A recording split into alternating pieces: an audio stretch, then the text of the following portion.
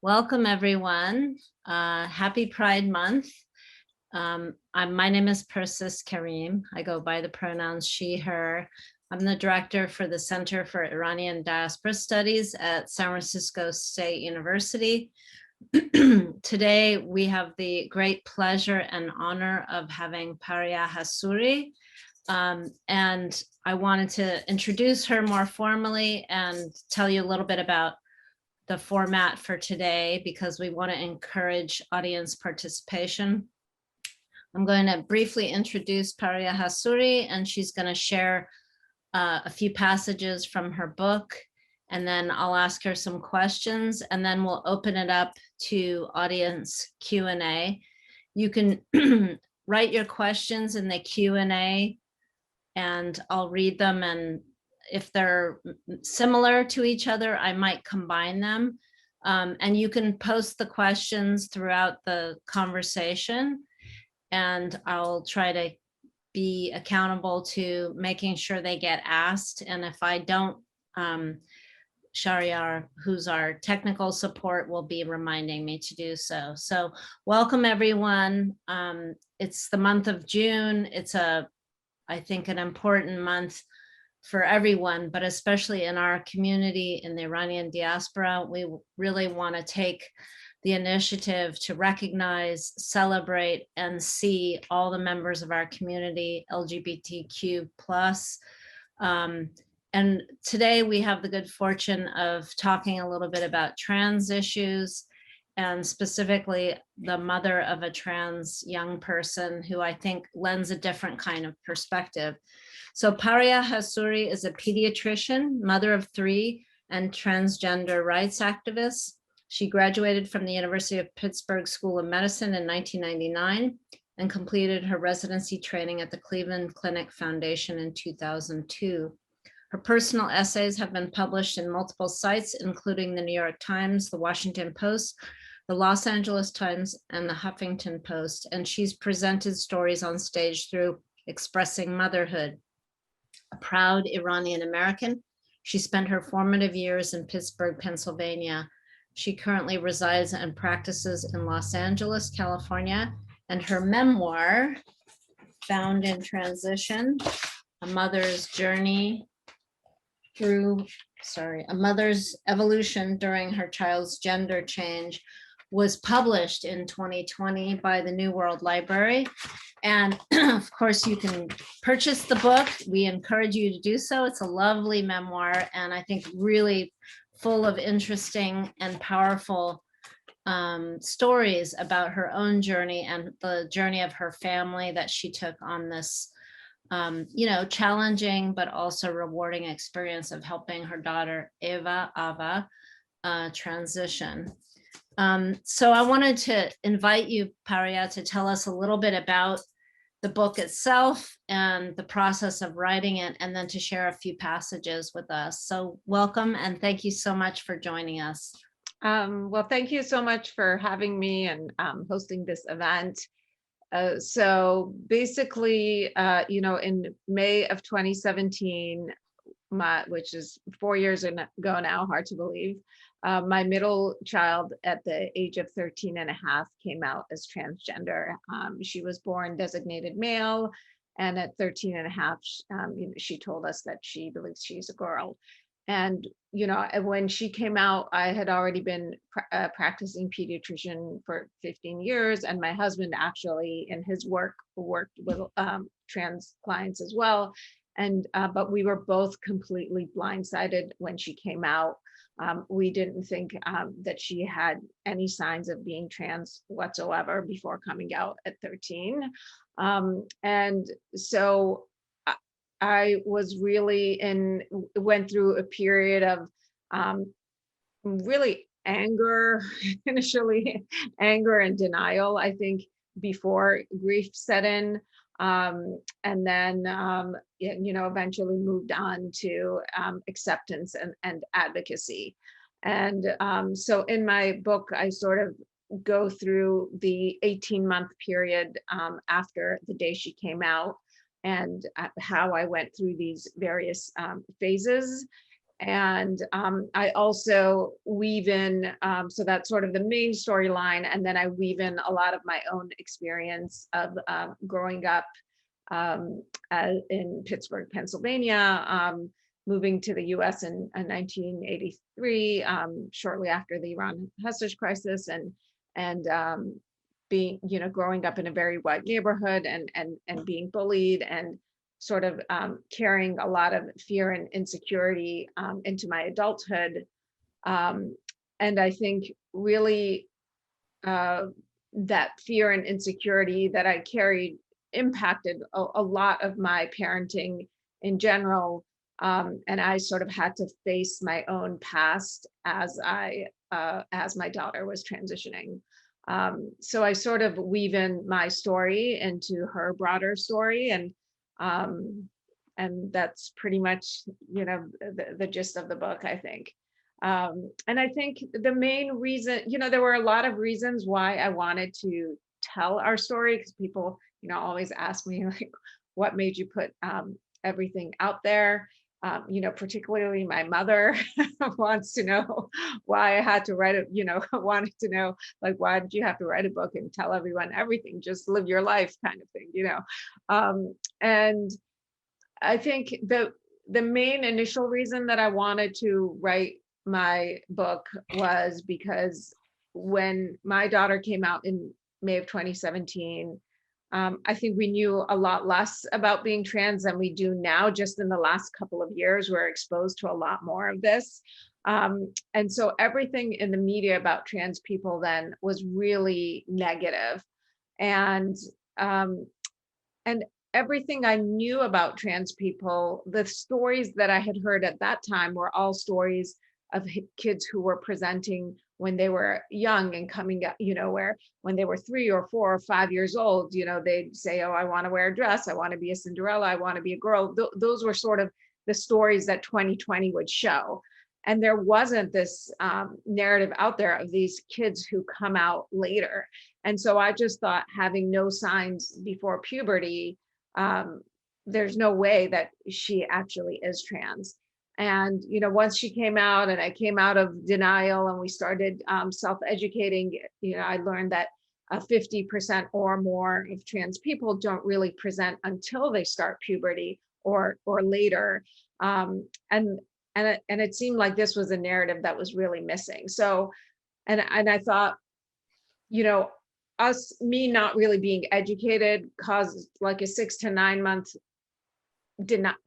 sort of denial period and delay in getting my daughter the appropriate care. And so I thought, if I can share my story and we can have more stories out there, and even if we just help a few families be more aware, and if their kid suddenly comes out at 15, they listen to their kid, rather than sort of denying their experience and identity, then I would have sort of done my part in giving back and making up for some of the mistakes I did. So that was really my initial reason for writing the book. But I've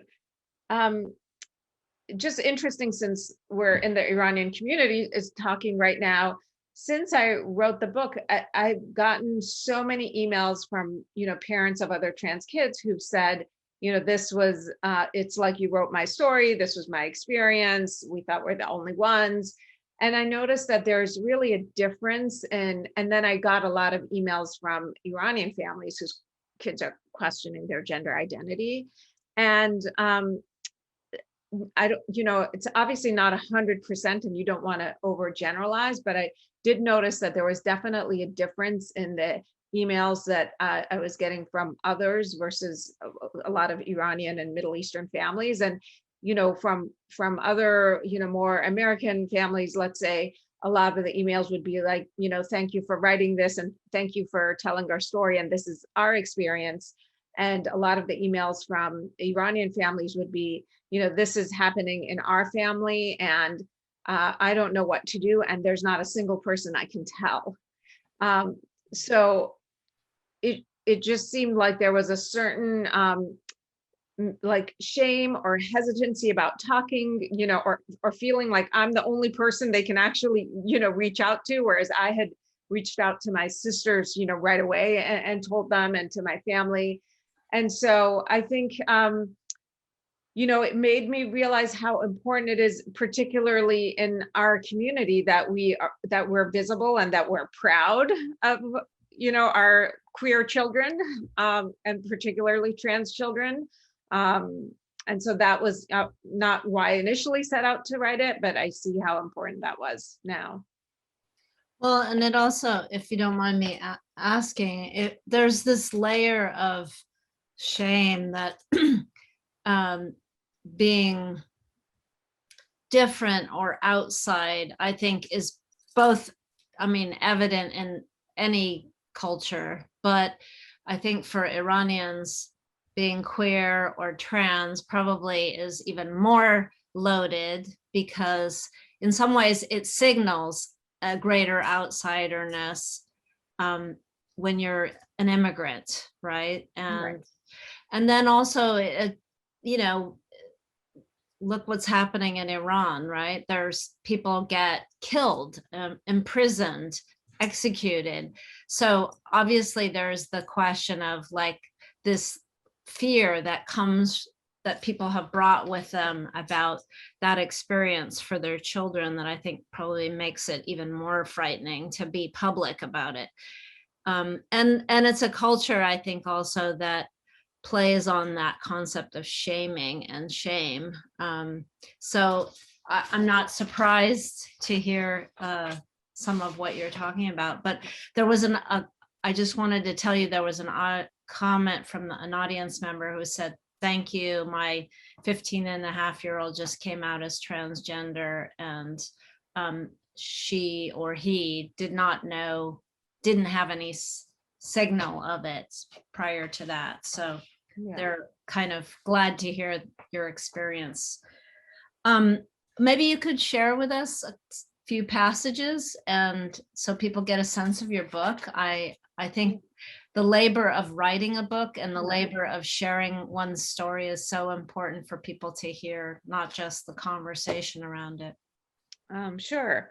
Well, I think one of the passages I like sort of talks about holidays and Nowruz versus Thanksgiving, and I think just kind of blends the experiences. So I'll read a couple pages from that. So this was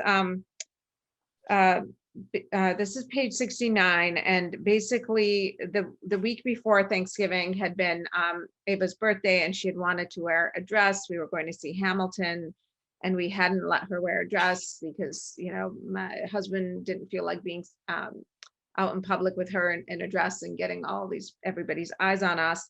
And so then the week later was Thanksgiving, and she wanted to wear a dress again. And this is just like kind of talk about holidays. So I sort of like this couple of pages, but it says Thanksgiving was less than a week after Ava's birthday. Thanksgiving has always been my favorite holiday. When I was growing up, my family celebrated a very abbreviated Christmas. Sometimes there was a tree and gifts my little sister Paria brought from the school store for all of us, even if we didn't always reciprocate. One year, she got me a piggy bank made out of an empty 1-gallon milk carton. After a few years, when my parents were more settled in Pittsburgh, we had a few inexpensive store-bought presents. We didn't celebrate Hanukkah, and I'm fairly sure I never heard about Kwanzaa until well into adulthood. During my childhood years in Tehran, I lived in Tehran until 10, my favorite holiday was Nowruz, the Iranian New Year, which coincides with the spring equinox. But Nowruz is not about presents. It's more about visiting family and friends. Every Nowruz, we got a brand new dressy outfit and shoes that we wore to visit relatives, starting with the oldest. At these visits, the tradition was to hide various small bills, the equivalent of $5 to $20 bills, in the pages of the Quran. Before leaving the relative's house, we were presented with the Quran, flipped to a random page, and hoped that we landed on a page with a larger bill. The more luck you had and the greater number of people you visited, the more money you collected. Once we moved to the US, where we had almost no relatives and not many Iranian family friends, Nowruz lost its position as my favorite holiday. Christmas became the default American holiday I preferred over Nowruz because even if my family was celebrating an abbreviated version, the excitement of the season with the lights and the carols created the same festive atmosphere I had felt around Nowruz in Iran. And although even in Iran before the Islamic Revolution, many people did celebrate or at least acknowledge Christmas as an important holiday as a result of the Shah's influence of bringing more Western culture to Iran, it still didn't feel like our holiday. But Thanksgiving was the American holiday we felt we could rightfully celebrate. My first memorable Thanksgiving was in 1984 at the home of the Richters, the family of my dad's work partner in Pittsburgh, Pennsylvania. If we celebrated Thanksgiving our first year back in the US, when we were living in Madison, I have no recollection of it. Like much else from that year, it is somehow erased from my memory. The year at the Richters was the first time I saw a chocolate pie. I had no idea such a thing existed. I thought all pies were made with apples, cherries, peaches, or some other type of fruit. I was also introduced to a sweet potato side dish topped with marshmallow that was so sweet it was inedible, even for someone who to this day loves confetti frosting straight out of the can. That Thanksgiving dinner gave me my first glimpse inside an American family, and it reminded me of what I'd lost when we left Iran. As my older sister engaged in conversation and my younger sister was absorbed with catching glimpses of the Richter's cats as they sneaked under chairs and disappears, I looked around, the darkest skinned person in that dining room, committing the details to my memory. There was so much warmth and laughter. Despite the lack of the heaping trays of saffron-colored rice that would have been traditional at any Iranian meal, the table was overflowing with food. As various unfamiliar dishes were passed around, the aroma of turkey and gravy filled the room. The Richter's home seemed to have a golden glow all over it. I'm not sure if that was the lighting or if it's just how I remember it. Their children were so nice, genuinely taking an interest with us and us with their questions. I didn't feel like anyone had done that in America yet. This was the America I had envisioned when my parents told us we were moving back to the US, not the isolation I'd experienced over the last 15 months. But despite the warmth I felt, I was unsure when I'd be let into an American family experience like that again. That was a time in my life when I lived in my imagination, because my imagination was all I had. After that day, I continued to live in my imaginary world, but the scenes in my imagination changed. Why picture myself as a sixth grader with friends who came over for a sleepover or who I went to the mall with? That was never going to happen. Why not imagine my adult life? I was smart, I'd work hard and become a professional. I'd get married and have a lot of kids. Those kids would become adults and come home for holidays, and I'd have my own American Thanksgiving. Too much food, people laughing, a warm golden glow, and even the inedible marshmallow sweet potato side dish. I could and would make this happen. Once I had my own children, Thanksgiving continued to be my favorite holiday, whether we gathered at my mom's in Pittsburgh, at my house in LA, or again at my mom's when my parents retired and moved to Calabasas. I passed on the love for the holiday to my children. Every year, my mom would assign me or Paima to make the pumpkin pie, never having developed a taste for it herself. Before Thanksgiving dinner that year, when Ava told me, "Mom, I left something on my bed for you to iron," I knew it would be the maroon dress we hadn't let her wear to the theater. My heart stopped. It wasn't just that Babak would have an issue with it. I worried about my mom. It was one thing for my parents to say they supported us, and another thing to actually see their grandson in a dress for the first time. Still, I picked it up, took it to my room and ironed it, praying furiously while I did it. Then I put it back on her bed and the arguments and texts started. I found Babak. Aydin just told me he left something on his bed for me to iron for today, and it's the maroon dress. I did it. I'm not going to tell him he can't wear it. I'm not going to be the one to break his heart again. I don't want him wearing that for Thanksgiving dinner, Babak replied. Then you tell him. I'm not telling him again. I'm not doing the dirty work again. I don't care if he wears it. I don't want him to wear it, but you tell him. Ultimately, Babak said nothing. When he had to be the one to break Ava's heart and not delegate the task to me, he couldn't do it. I texted my sister Parima, who was at my mom's, to say that Ava was coming in a dress and warn my mom. She called me. Mom is upset. She doesn't want Aydin to come in a dress. I'm not asking for her opinion or permission. I just want her to know so that she won't be shocked when she sees him. And I have to prioritize my child's feelings over mom's feelings right now. It's not easy for me either. I'm not exactly happy about it. I love how you capture sort of the complexity of this holiday and also what it means for it to be in some ways layered over with Ava's declaration about being trans. And the book's full of lots of little moments like that, I think, where you kind of see it through a kaleidoscope of your experience as a mom, a doctor, and struggling with this new reality. So it's really beautifully written. Maybe you could talk a little bit to us about, I'm so fascinated also by the question of being a doctor in addition to being a mother, because of course the presumption is that doctors know how to handle just about everything, and including a situation like this where you might be asked to offer something to parents of trans children, but you yourself are a doctor, and the book kind of explores some of that presumption also about how a medical expert has to confront not just the reality of their child, but some of their own feelings about this experience. And I wonder if you could talk a little bit about.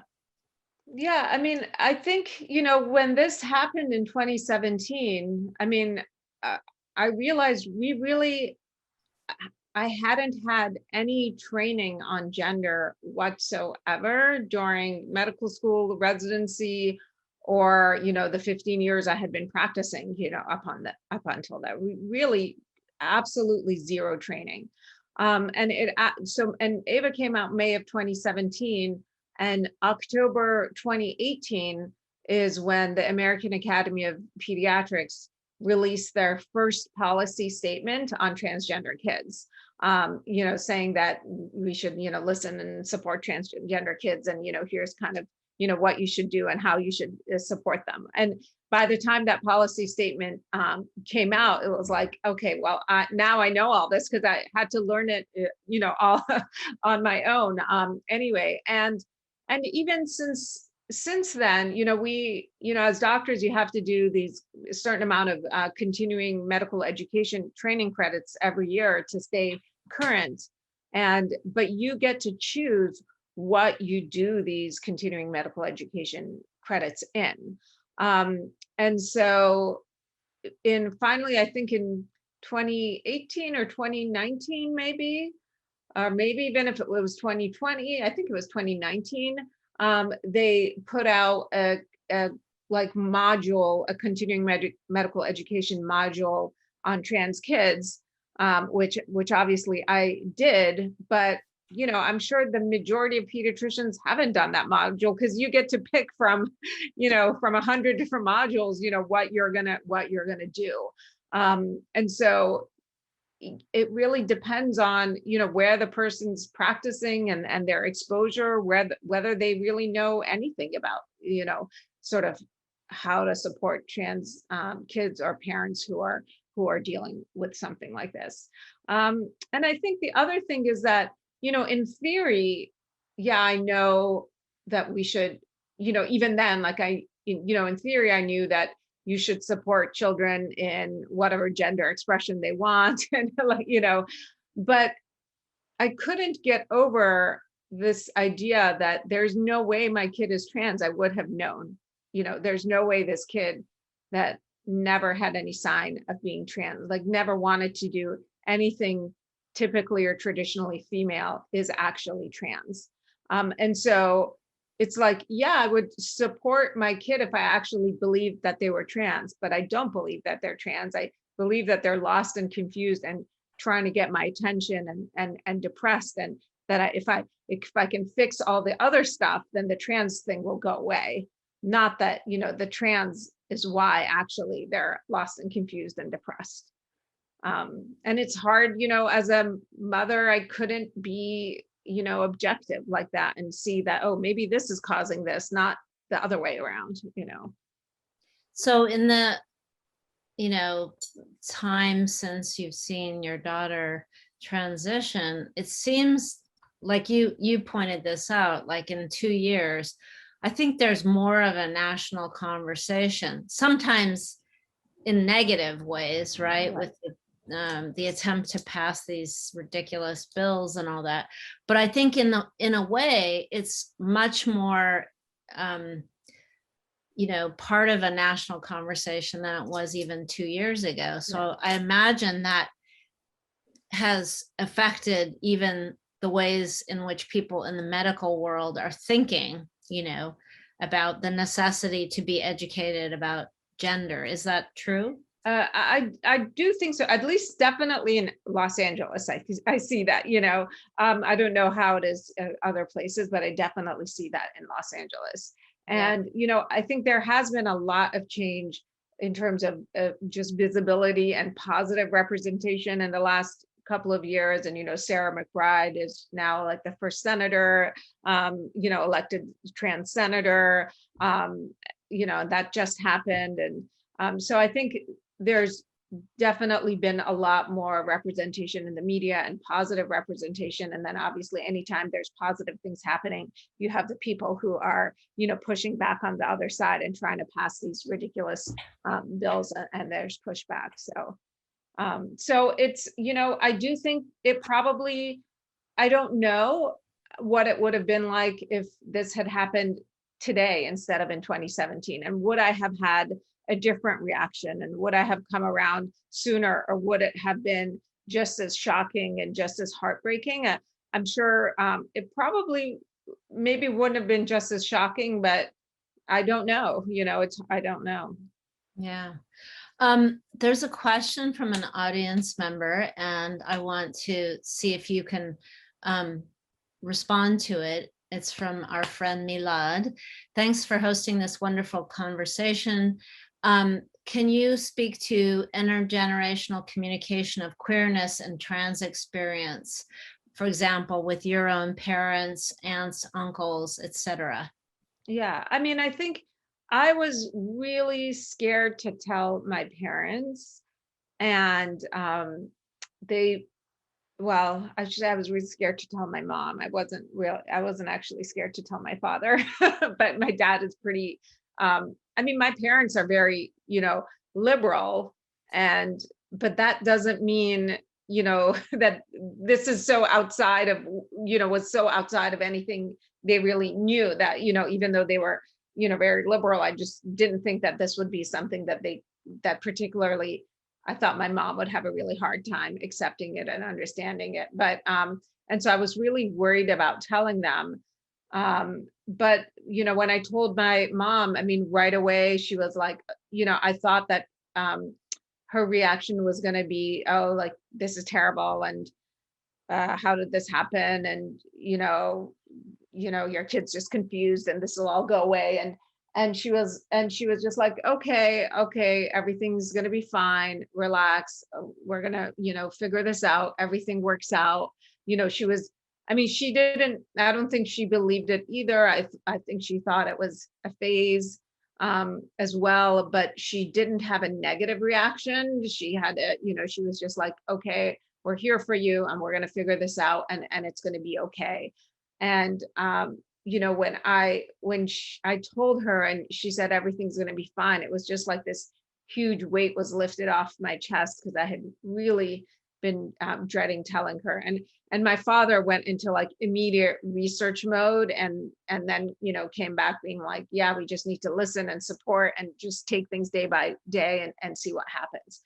But the part that sort of, I think, with that affected me, I remember being worried about, well, like, I always put family pictures on Facebook, and, I'm friends with some of my mom's friends on Facebook. And I would worry about things like, well, when my mom's friends see it, and then they'll ask my mom, what's my mom going to say to her friends, or how's she going to explain it? Or is this going to put my mom in an uncomfortable position? And, what are her, and then I have relatives in Iran who are Facebook friends, with me, obviously, like my mom's sisters and my dad's side of the family. and how are my parents going to handle all these conversations and questions that come up? And at a certain point, I just came to the realization that I'm just not, they're in their 70s and, I have an obligation to protect my child over worrying about what are my parents going to say to everybody and how is this going to affect my parents. And like, once I came to that realization, that why am I more worried about what my, mom's, 75-year-old sister and friends are going to say versus what's actually happening with my own child and worrying about my child. I was sort of able to let that go. And, with my in-laws, we had a little bit of a different experience where they had a harder time accepting it. And we were just very firm with them, and that you're either gonna like support us and accept us, and if you're not ready to do that, then you just come back when you're ready to do that. And that's basically what ended up happening, with my in-laws. There was a little break while they had to gather themselves and not be involved with the family until they could accept and support her, and now they 100% do. I just think you just have to think like, my obligation is to my child, and for the queer person themselves who is trying to maybe protect their parent and not tell their parent. I mean, you have an obligation to be yourself and live an authentic life. I mean, it's Yeah. hard. There's a comment here from an anonymous attendee who says, Salam, it's great to see advocacy from parents. I'm a transgender Iranian American and I'm absolutely loving my life despite some challenges. I'm wondering if your daughter has read your book and if you kept her in mind as a reader when you were in the writing process. Yeah, so when she has read the book, I got her permission to write it. And I basically told her, she didn't read it before it came out, but I told her, this is where I'm going to start it and this is where I'm going to end it. And I'm not going to write anything, past this point. And so she said, okay. And I said, would you like me to change your name? Would you like me to change your birth name, your current name, keep the names? And she said, no, keep the, put my original birth/dead name in there and keep my name. And then, there's some photographs I included in the book. And I gave her the photographs that I was going to put in, and there were a few she didn't like, and she took those out. And so she approved the photographs, the name, and the timeline, but didn't read it until after it was off to the publisher and wasn't going to be able to be changed. And there were parts that were hard.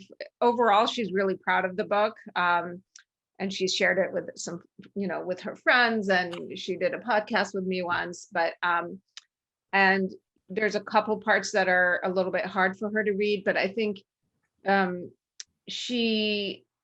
it helped her see sort of what I was going through on the other side while she was going through her part. And I've had other trans young adults who've read it and reached out to me and said, now we sort of get a better idea of what our parents were going through while we were transitioning, and it opened up some conversations between us and our parents. And so that's obviously, for me, really wonderful feedback to hear that it's opening some conversations that wouldn't have happened otherwise between trans people and their parents. So, and it was a difficult decision to go public and write this while she was still a minor. And we didn't really know if we were definitely making the right decision or not, but it felt like it was the right decision to make for our family at that time. And fortunately, I mean, she's now almost 18, and she's very, out and proud and all of that. I mean, that could obviously later change, who knows, what she'll want in terms of privacy or not later, but it's not an easy decision. Yeah. Yeah. I'm sort of, one of the things that's really interesting about your book is that it sort of shifts between your daughter's experience, your own experience, your past experience, and your present. But I'm wondering how this has affected your family. Like, do you see a dynamic in your family that's different? And it sounds like both you and your husband have kind of had an evolution, and you use the word evolution in the title. So, Yeah. and I wonder how it's affected perhaps even your gender roles in a family, because I think sometimes we unconsciously participate and make these very clear gender roles without thinking about it. But in some ways, when somebody makes a choice about their gender, and it necessitates, I think, rethinking some of those presumptions that we have. Yeah. Well, so one of the things I really worried about was, so Ava growing up was always very close to her older brother and not as close to her younger sister, Shada. They were all within 5 years of each other. So her older brother is 2 years older, and then Shada's 3 years younger than Ava. So I had them within 5 years. But and Ava and Armand were always incredibly close, and Armand was always Ava's like favorite person in the world growing up, to the point that sometimes I wonder, like, if maybe that was part of why she never questioned that, she was, trans, who knows? But it's like, why would you not want to be the same as the person that you have idolized your whole life and is your best friend? And whether that affected things at all or not, I don't know. But basically, their relationship didn't change at all. Like, they used to play video games and go to In-N-Out together, and they still play video games and go to In-N-Out together. It really, nothing changed. The only change was just, once Armand went to college, the dynamics changed, but that was because Armand went to college, and then it was just Ava and Shada at home. And Ava and Shada, before Armand going to college, Ava and Shada didn't become closer because now they were sisters instead of, brother and brother, or what, basically nothing changed, which was really lovely, and it would just make me so happy to see them interacting the same way as if nothing had happened. I think that, after Armand went to college, the dynamics changed a little bit just because he's, not home. So then that's when Ava and Shada got closer, because it was just the two of them. I think the dynamic that changed in our family the most was probably my relationship with Baek, in that, Baek and I had a lot of ups and downs in our marriage prior to this. And I think that I always sort of felt like I could raise these 3 kids on my own by myself, and it would be just fine. And that he wasn't a big contributor in like parenting in them, and that I could really raise the 3 of them on my own, and it probably wouldn't be any that different. And I felt like during this time, I really, really relied on him as a co-parent, and our relationship got a lot stronger than it ever was. And he really stepped in as a father a lot, during this. And I think a lot of it probably was because, I was breaking down. So somebody needed to step in. And, for some people, obviously something like this has a negative impact on their marriage. But for us, it really had a positive impact on our marriage, and brought us closer together. And we were very much in agreement at all points. Thank you. Thank you for that. So I want to sort of segue into one of the things you self-identify as, and that's an advocate for trans rights. And I wonder if you could talk a little bit about some of the work you're doing in this new medical facility. Yeah. I can't remember the title of it. Yeah. So if you could talk a little bit about that, but also about what does advocacy mean for you or others, And what are some of the ways that you think cis folks, whether they're parents or friends, can be real allies for transgender rights? Yeah, well, yeah, I mean, I think being an ally or an advocate is more than, rainbow flags, obviously, or having these conversations, during Pride only rather than having them, year round, or, obviously I appreciate that we highlight these things during this time in Pride as a reminder to highlight these stories, but, really having these conversations year round. But I think it's really, for me, it's getting, involved when there's, bills trying to take away rights from trans youth, and, calling congressmen and texting and writing letters and signing petitions and sharing them, and doing all of those things, which I think, if people want to get involved, a great simple way is to sign up for newsletters for, which I think I gave you guys the websites for the National Center for Transgender Equality and for Human Rights Campaign. And when you sign up for their newsletters, you stay up to date on all the different things going on, threatening to take away rights from the queer community. And so I think it's really getting involved in the politics of it. And I think being visible, obviously, and educating people as much as I can. I think, there's some statistic that like 80% of Americans don't personally know a trans person.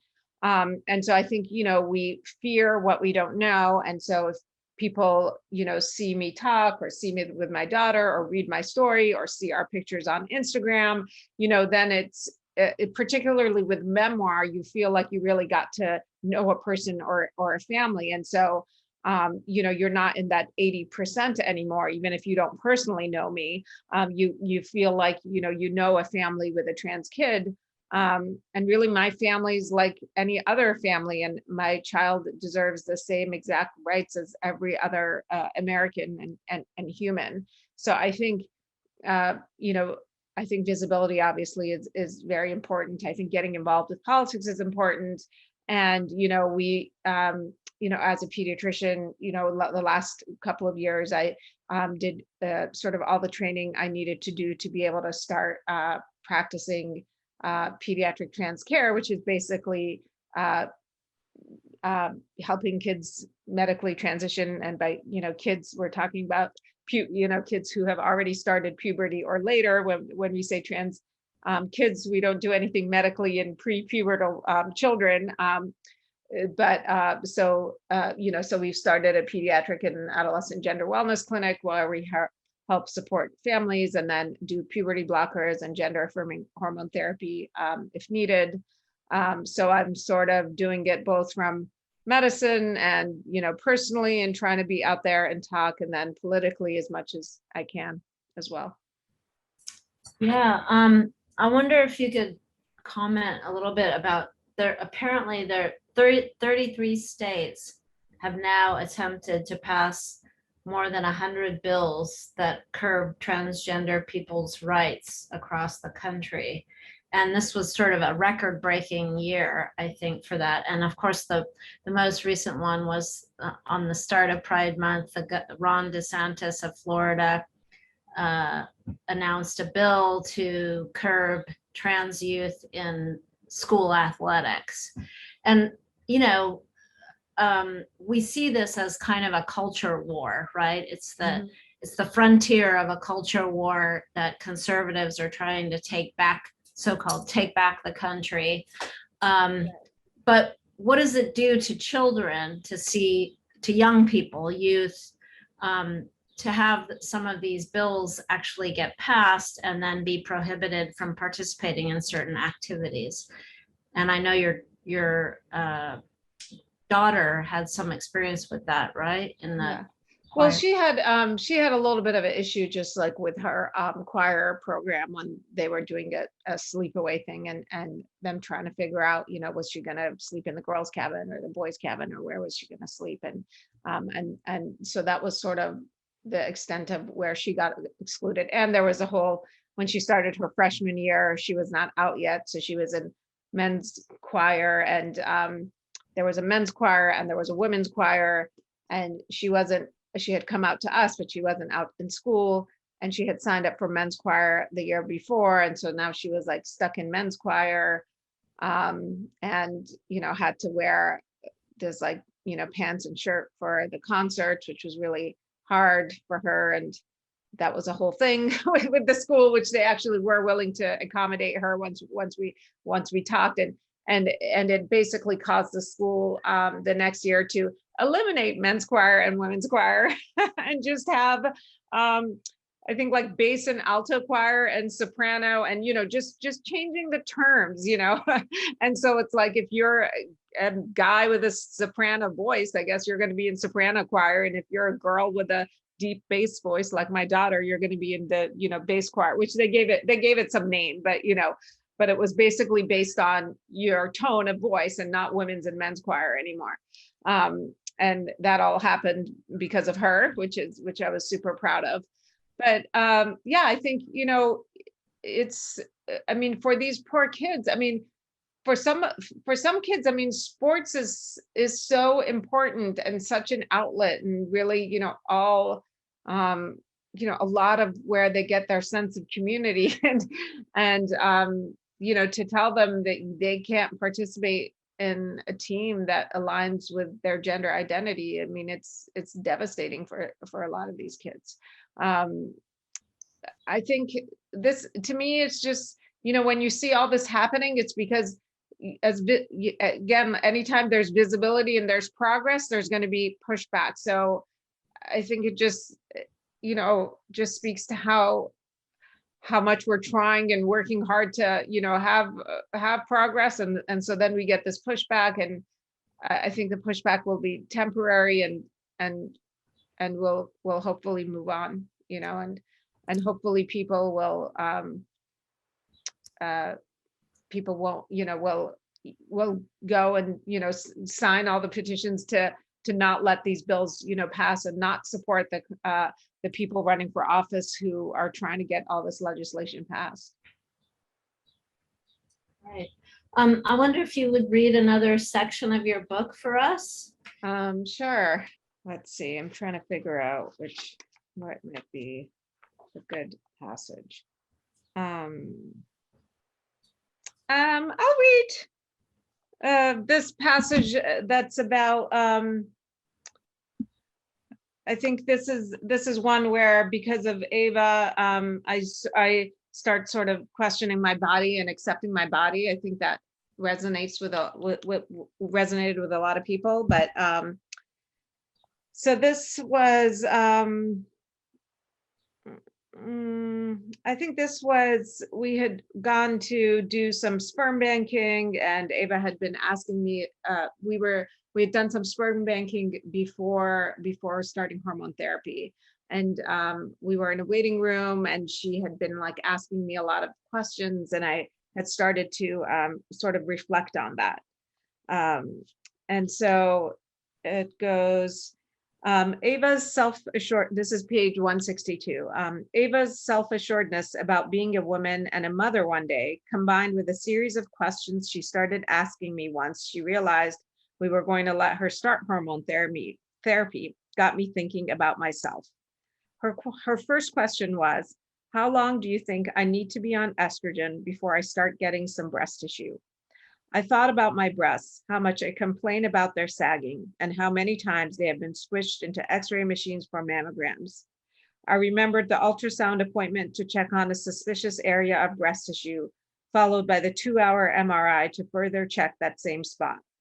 I thought about all the clothes that I would like to wear but can't because they'd look better with no bra or a strapless bra, and I am past that phase of my life. I recalled all the times I had had negative thoughts about my breasts while Ava was eagerly waiting for the day when she'd have breasts as some proof or validation of her identity as a woman. Another day she asked me, you know how girls have thighs that are wider at the top? Do you think there are any exercises I can do to make mine look wider? I found her taking my 10-pound weights into her room, doing exercises from YouTube videos to build up her glutes. I thought about how much I have always hated my hips and thighs.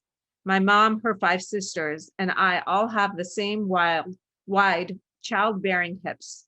I have cropped them out of pictures or been frustrated by the way I look in pants. Until I became a runner, I yo-yo dieted my entire life, trying to change my body shape. I never succeeded. And here Ava was hoping and waiting for the day when estrogen would redistribute weight to her thighs and hips, giving her the hourglass shape that she has traditionally defined as a woman. I love being a woman, so why had I always hated the curves of my very womanly figure? Although I'd already given up dieting and trying to lose those last extra 5 pounds, I was still often frustrated when trying on clothes. But one day, trying on a cute off-white dress, I stepped back and looked at myself in the dressing room mirror. Turning to the side, I saw the way the dress clung just a little too much over my hips and the line caused by my underwear showing over the little bulge of my abdomen. For the first time, I didn't feel frustrated by what I saw. I just took off the dress, handed it to the salesperson, and said, "Thanks. It didn't work out." I wasn't mad at my body or the dress. I was grateful for my body and ashamed that it had taken having a trans daughter to make me feel that way. I knew that I would never again be critical of my hips or frustrated by clothes that didn't fit well.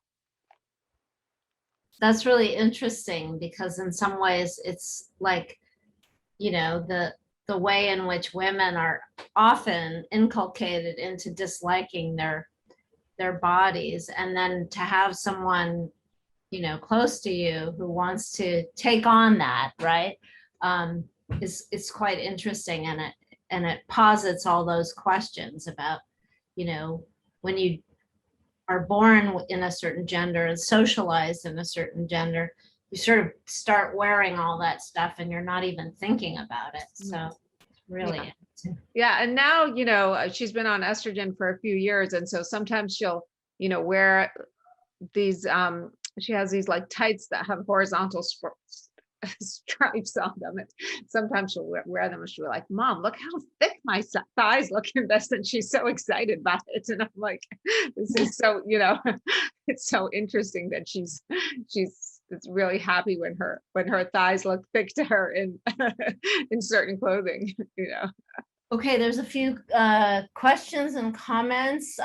Your love for your daughter and trans kids is palpable and moving. Thank you, Dammit Garn. Thank you for that comment. There was a question about, and I tried to sort of answer it a little bit. A person wanted to ask kind of more definitively what the difference between sexual orientation and gender identity. And I think there's still some confusion about those things. And I wondered if you would speak to it a little bit. Yeah. So sexual orientation is who you are attracted to. So, are you attracted to women, men, both, all genders of people, and non-binary people and everything, but who are you attracted to?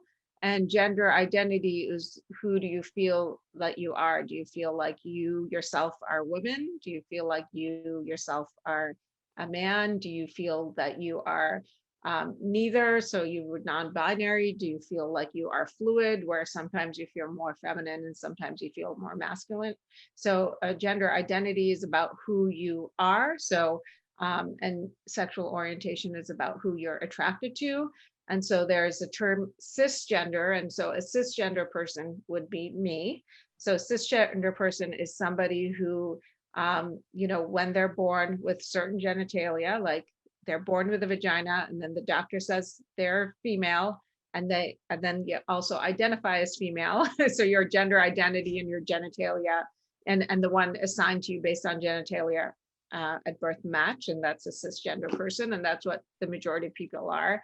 And then a transgender person is somebody whose identity and sense of who they are doesn't match with what was assigned to them at birth based on genitalia. So gender identity is really in the brain, and there have been many studies that show that gender identity is actually in the brain. And there's been studies that show that if you do like PET scans of the brain between a cisgender female and a transgender female and a cisgender male, that the trans females' brains PET scan looks like more like the cis females than the cis males, and vice versa for trans men. So that is the difference. Yeah, thank you. Yeah. Some of us are more familiar with it, but I do think there's still lots, and some of the terminology I think is only becoming more current, now. Right. So there is a comment from an attendee that says, what would you tell your younger self now after having experienced the journey that you've been on? Yeah, I mean, I wish I could go back and redo even just my middle school and high school years and been more confident and sure of who I had been. And, I feel like I spent years and years trying to prove my own worth as a brown, Iranian American in this world, and sort of always felt like I had to be really nice and a people pleaser and extra bubbly and show everyone that I'm like everybody else. And there's just a lot of insecurity, a lot of being concerned who thought what. And I wish I could go back and redo, all of that. And, I think to a certain degree, obviously, all young people have that to one degree or another. But I think mine was definitely a lot worse because I was bullied, and that really impacted my sense of self. And if I could go back to myself just 4 or 5 years ago, go back to myself 4 years ago when my daughter came out, I would tell myself to just not panic and listen to her. Just pause and listen and take it day by day. I would have, if I could tell myself that.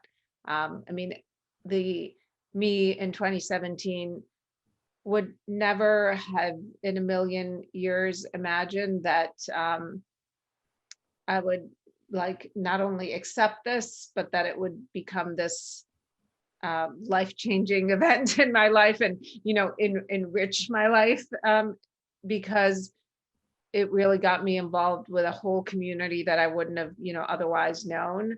I would never have believed that I'd be, sitting here having these conversations, that I would have written a book, that, any of these would happen. And so I think, that just speaks to don't underestimate your own ability to evolve. Yeah, thank you. I wonder if you have any specific advice to people in the Iranian diaspora community about some of these issues, either within families, and there were a couple of attendees who mentioned having children, but in terms of how to have these conversations in a way that opens rather than closes people's hearts and minds. Yeah, I mean, I think just starting very young with your children. I mean, try to, there's so many ways that we impose gender roles and expectations on our children, just like start with your toddlers and, really pay attention to every time you do something, with some sort of gender role or, expectation, on it. I mean, even as simple as, if my, if it's my niece's birthday, my niece is young, I have like a 4-year-old niece, I mean, if she asks me for a doll, I'm going to buy her a doll. But if she asks me for a puzzle, I'm not going to buy her a princess puzzle, which I would have done before. I'm just going to buy her like a zoo puzzle, like something that is, gender neutral. Or maybe I'll buy her a truck puzzle, but usually I just buy, when I can, I make things gender neutral, I mean, whereas for sure before, if she'd asked me for a puzzle, I would have bought her some princess puzzles, and some strawberry shortcake puzzles and whatever, so like really just start to examine every little decision and thing you do, with your kids. And from when they're very young, just be open and uh, give them all the options, talk about everything, be open. I mean, I think if you just start there, that's gonna, makes such a difference. And then just take it from there. But we just try to the thing is, I thought that we always did have a lot of conversations in our house. I thought that we were, we really were a super open family, and we were having, conversation. And still this happened, and it took me by surprise. And, so, yeah. I just want to encourage you to read. I love seeing all the little tabs there. Yeah, you see that? That's me. Yeah. I'm an English professor at heart. Yeah. So anyway, it's called Found in Transition. It's a lovely, lovely and very honest memoir. And I also really appreciate how you did talk about your own experience. And I think there's a way in which I think trauma and confusion and some of the bigger events in Iranians' lives cannot be avoided when a situation like this arises. So I really appreciate that you, questioned them and explored them in your writing as well. So thank you for that. Well, thank you so much, Paria, for your work. And I wish you good luck in the clinic where you're helping young people. And I imagine you're a wonderful doctor and advocate. And I can only imagine that now you have so many resources to give now that you've had to find your own. So thank you. Thank you. Thank you so much for having me. Thanks to everybody who joined. If people could share the book with their friends and, get the word out so we can spread the information, that would be great. Yeah, and keep writing, Paria. I will try. Yes. Yeah. You can follow her on Twitter and Instagram. She has pictures of her family on Instagram, and then her website's there if you want to learn more about the book and its own journey in the world. So thank you again. Thank you. Bye.